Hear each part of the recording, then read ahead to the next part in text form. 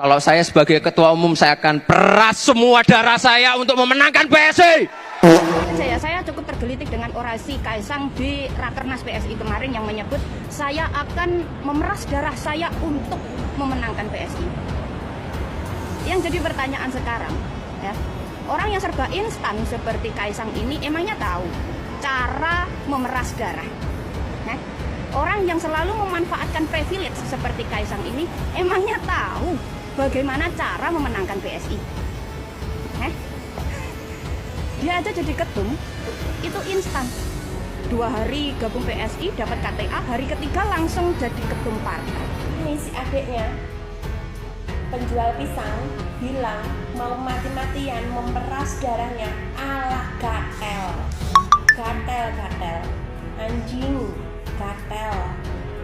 Bicarane wae wong dadi ngene menggebu-gebu kan es dadi ya kaya tai.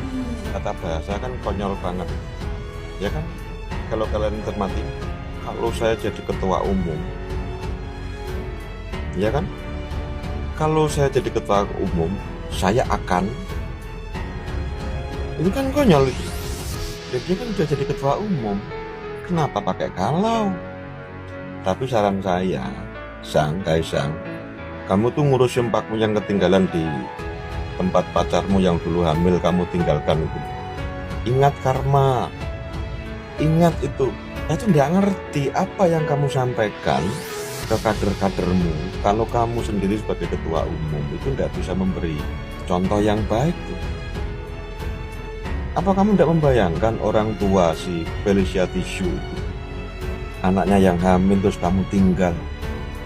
Ingat hukum karma loh. Hukum karma tuh pedih loh Kaisang. Beneran. Udah, daripada kamu teriak-teriak nggak jelas kayak gitu, urusi dulu itu sempakmu itu, ya. Akan peras semua darah saya untuk memenangkan PSI.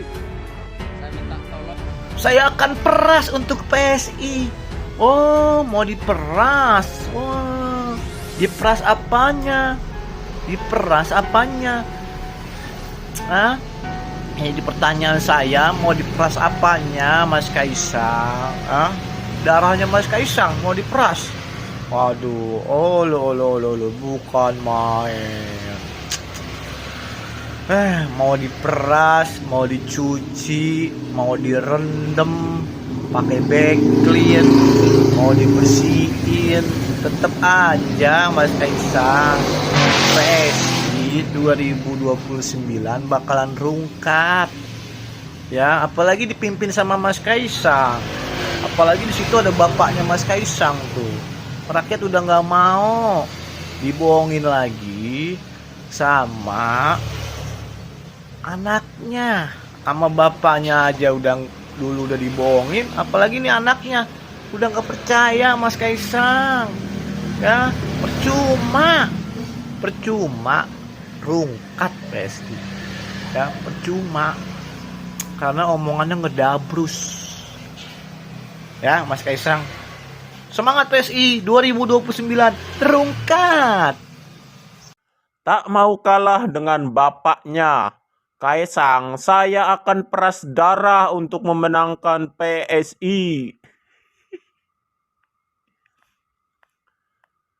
Ketua Umum PSI Kaisang menutup secara resmi rapat kerja nasional di Hotel Claro Makassar Sabtu 31 Januari. Saat menutup Rakernas, Kaisang tak kalah semangat dengan bapaknya, yaitu Jokowi, dan akan memeras darahnya untuk memenangkan PSI di pemilu 2029. Setelah gelaran Rakernas berakhir, Kaisang menjanjikan PSI akan menjadi partai sangat besar. Kaisang meminta seluruh struktur partai bisa gotong royong bekerja sama memenangkan pemilu 2029. Kaisang pun menyinggung orasi politik bapaknya yang siap dan kerja keras mengkampanyekan PSI hingga pelosok negeri. Nah, tak ingin kalah dengan bapaknya, dengan semangat bapaknya, Kaisang pun menegaskan siap memeras darahnya untuk memenangkan PSI. Dia aja jadi ketum, itu instan. 2 hari gabung PSI dapat KTA, hari ketiga langsung jadi ketum partai. Emangnya seseorang yang jadi ketum partai tanpa melalui apa itu meritokrasi, apa itu berjuang dari bawah, emangnya bisa memperjuangkan sebuah partai lolos Senayan tanpa manipulasi? Kenapa saya bilang manipulasi? Karena kita lihat aja di pemilu 2024 kemarin, begitu banyak suara gorengan di KPU, begitu banyak manipulasi. Dalam jangka waktu 3 hari, suara PSI melambung tinggi. Kalau seandainya kemarin jutaan pasang mata di Indonesia tidak mencurigai itu dan tidak memantau pergerakan suara di Sirekap KPU, mungkin saat ini PSI udah lolos ke Senayan. Lolos karena bukan hasil kerja keras, bukan, tapi karena manipulasi suara di KPU, di Sirekap KPU. Dari pemilu 2024 kemarin, itu udah menjadi tolak ukur bagaimana kualitas Kaisang sebagai ketum dan bagaimana kualitas kader-kader PSI memperjuangkan partai mereka demi lolos ke Senayan. Kalau cara mereka itu pakai manipulasi, suara gorengan di Sirekap KPU dan lain-lain, terus sekarang Kaisang orasinya, saya akan memeras darah saya untuk memenangkan PSI lolos ke Senayan. Seolah Kaisang memang sengaja pengen dimaki dan pengen diketawain orang banyak gitu. Belum lagi kita bicara soal privilege Kaisang, anak dari seorang Mulyono, yang ketika tahun 2024 kemarin Mulyono masih sah jadi presiden. Dan Mulyono alias Jokowi ini datang ke daerah-daerah, membagikan beras, membagikan bansos, memakai uang operasional presiden untuk kepentingan apa? Untuk kepentingan pemilu. Nah, kalau Kaisang di tahun 2024 kemarin aja memanfaatkan privilege dia sebagai anak presiden, terus sekarang malah orasi yang seperti itu, ini kan tolol gitu loh, tololnya kuadrat gitu loh. Kalau tahun 2024 kemarin dia aja memakai privilege sebagai anak presiden, kita udah bisa menakar. Tahun 2029 ketika pemilu, caranya pasti sama. Kalau nggak uang ya bansos. Minta didoain. Emangnya kowe wis gak iso ndonga dhewe? Njaluk karo Gusti Allah sehat. Gak iso njaluk marang Gusti Allah dhewe, gak iso salat dhewe, gak iso ndonga dhewe. Kok kon ndongake wong? Lek sudimen, kowe wae urung karuan peduli karo wong liya, kowe wae urung karuan peduli karo rakyat cilik. Sing kedua, kowe gur arep mikir telembukmu dhewe. Yang ketiga, kalau saya menjadi ketua umum, lah selama ini ketua umumnya siapa kalau bukan elo?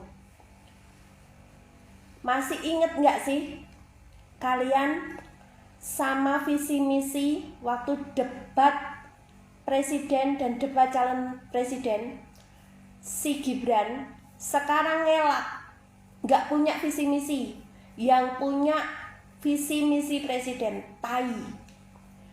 Dan sekarang ini si adiknya penjual pisang bilang mau mati-matian memeras darahnya ala gatel.